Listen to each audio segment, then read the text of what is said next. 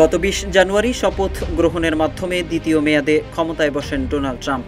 প্রথম দিনেই ট্রাম্প শতাধিক নির্বাহী আদেশে সই করে এক প্রকার ঝড় তোলেন।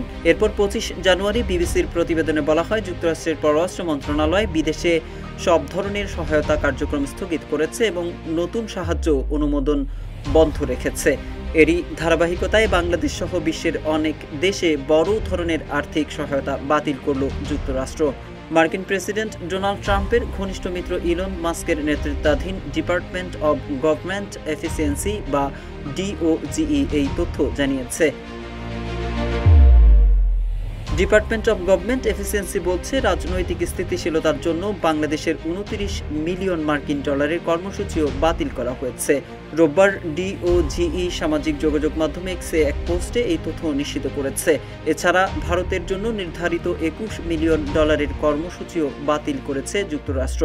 ডিওজিই জানিয়েছে, ভারতে ভোটারদের উপস্থিতি বাড়ানোর লক্ষ্যে ২১ মিলিয়ন ডলারের একটি প্রোগ্রাম এবং বাংলাদেশের রাজনৈতিক ল্যান্ডস্কেপকে শক্তিশালী করার লক্ষ্যে নির্ধারিত ২৯ মিলিয়ন ডলারের কর্মসূচি বাতিল করা হয়েছে। যমুনা ইলেকট্রনিক্সের সুপার এক্সচেঞ্জ অফারে একের ভিতর ৩ পুরনো বদলে নতুন নিন যমুনা ইলেকট্রনিক্স। ভারতীয় সংবাদ মাধ্যম ইন্ডিয়া টুডের প্রতিবেদনে বলা হয়েছে, ডোনাল্ড ট্রাম্পের নেতৃত্বে যুক্তরাষ্ট্রের নতুন প্রশাসন বাজেট কমিয়ে আনার জন্য নানা পদক্ষেপ নিচ্ছে।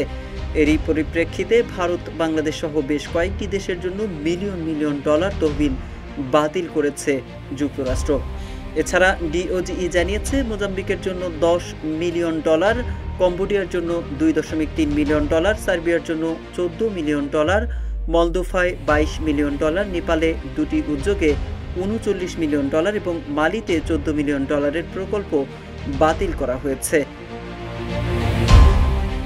ফাঁস হওয়া নথির বরাতে দিয়ে বিবিসি জানায়, আগামী ৯০ দিনের জন্য সব মার্কিন বৈদেশিক সহায়তা কর্মসূচি সাময়িকভাবে বন্ধ করা হয়েছে। প্রাথমিকভাবে যেসব বৈদেশিক সহযোগিতা স্থগিত করা হয়েছে সেগুলো বর্তমান মার্কিন প্রশাসনের পররাষ্ট্রনীতির সঙ্গে সামঞ্জস্যপূর্ণ কিনা তা খতিয়েও দেখা হচ্ছে।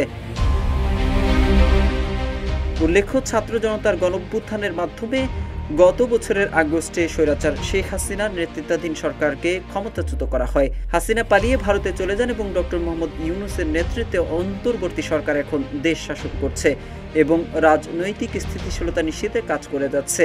এদিকে ইলন মাস্কের ডিপার্টমেন্ট অব গভর্নমেন্ট এফিসিয়েন্সির এই সিদ্ধান্তের ফলে বাংলাদেশ ও ভারত ছাড়াও অন্যান্য দেশও প্রভাবিত হবে।